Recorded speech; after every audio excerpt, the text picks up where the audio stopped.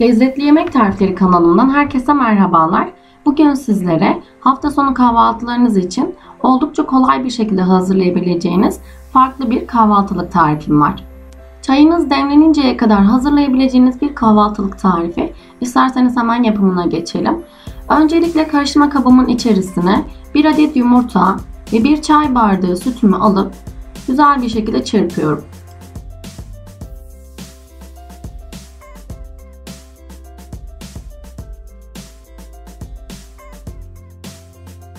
İyice çırptıktan sonra içerisine 1 tatlı kaşığı tuz, 1 paket kuru mayamı ekliyorum.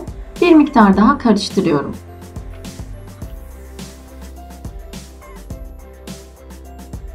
Yaklaşık 100 gram kadar beyaz peynir, 150 gram kadar da rendelenmiş kaşar peynirimi içerisine ekliyorum.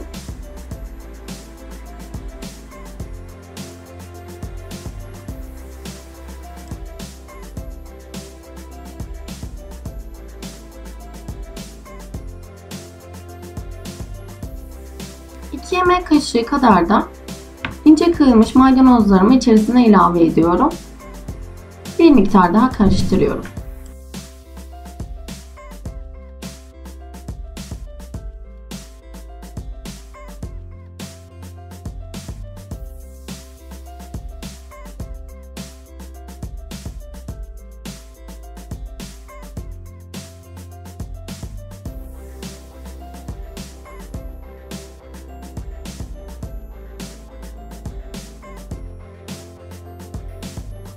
Unumu içerisine yavaş yavaş eleyerek artık yoğurmaya başlıyorum. Toplamda 2,5 su bardağı un kullandım.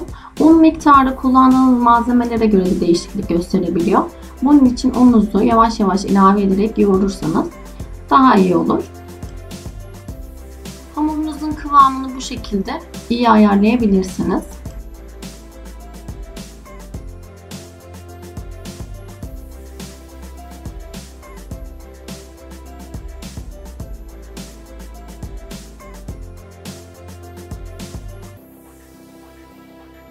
Ele yapışmayan yumuşak bir hamur yapalım.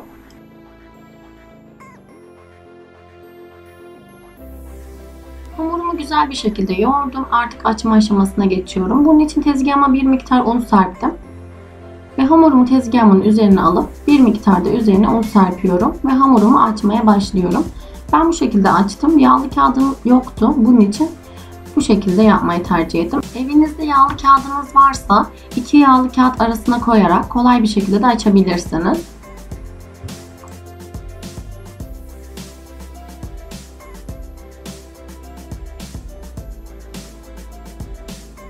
Hamurumu oklava ile güzel bir şekilde açıyorum. Yaklaşık yarım santim kalınlığında olacak şekilde hamurumu açtım.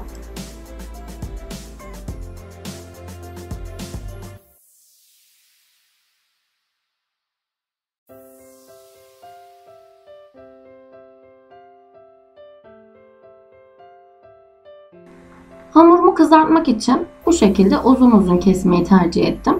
Şekli size kalmış arkadaşlar. Farklı şekillerde de kesebilirsiniz. Bu şekilde pizza bıçağı ile uzun uzun şeritler kestim. Kenar kısımlarını bir kenara alıyorum. Çünkü kenar kısımları orta kısımlarla eşit değil. Daha sonra onları da keseceğim. Orta kısmına kalan hamurlarımı şeritler halinde kesiyorum. Bu şekilde hazırlıyorum ve artık kızartma işlemine geçeceğim. Kalınlığını da göstermek istiyorum. Kalınlığı gördüğünüz gibi bu şekilde. Hamurlarımı artık kızartma işlemine geçiyorum. Önceden yağımı güzel bir şekilde ısıttım. Isınmış yağımın içerisine hamurlarımı atıyorum. Hamurlarımı atmadan önce ocağımın altını iyice kıstım. Daha güzel kabarmaları için. Çok yüksek ateşte pişirmiyorum. Kısık ateşte pişirdim arkadaşlar.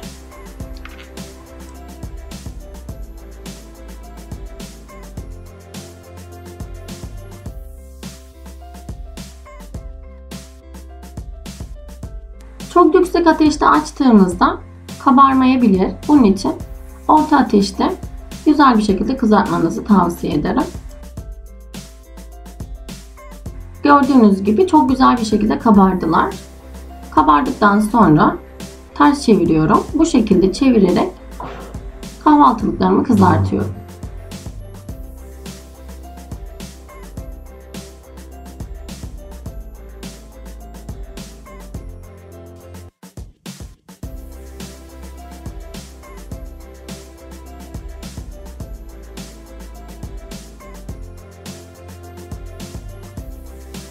Artık kızarmaya başladılar gördüğünüz gibi.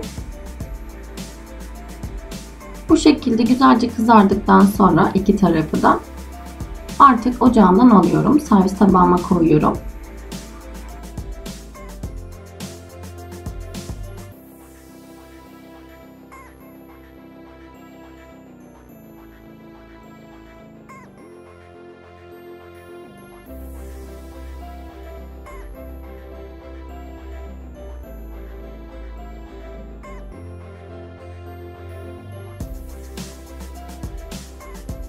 Hamurlarımızın tamamı bitinceye kadar bu şekilde devam edelim.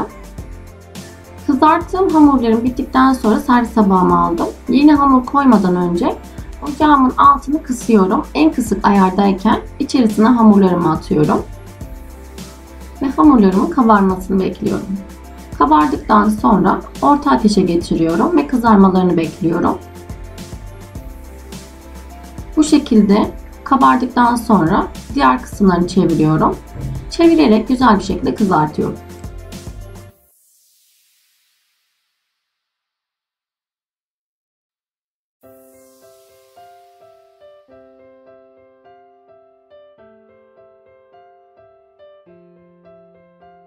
Kahvaltılıklarım gördüğünüz gibi çok güzel bir şekilde kızardılar.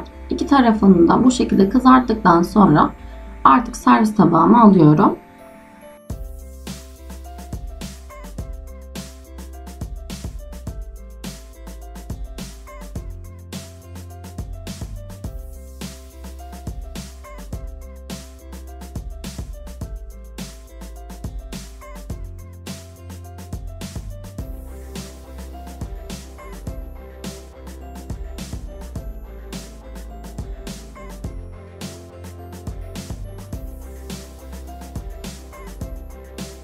Kahvaltılıklarımı hazırladım. Dışı çıtır çıtır, içi yumuşacık bir kahvaltılık oldu. Hep aynı kahvaltılıklardan sıkıldıysanız kesinlikle bu kahvaltılık tarifini hafta sonu kahvaltılarınız için deneyebilirsiniz. İçi çok güzel bir şekilde pişiyor, hamur kalmıyor. Dediğim bütün püf noktalarına uyarsanız sizler de bu şekilde hazırlayabilirsiniz. Yapıp deneyen herkese şimdiden afiyet olsun. Tarifimi bu kısmına kadar izleyip beğendiyseniz beğen butonuna basmayı ve yorum yapmayı unutmayın. Yeni videolarımdan ilk siz haberdar olmak istiyorsanız YouTube kanalıma abone olup zil sesini açmayı unutmayın.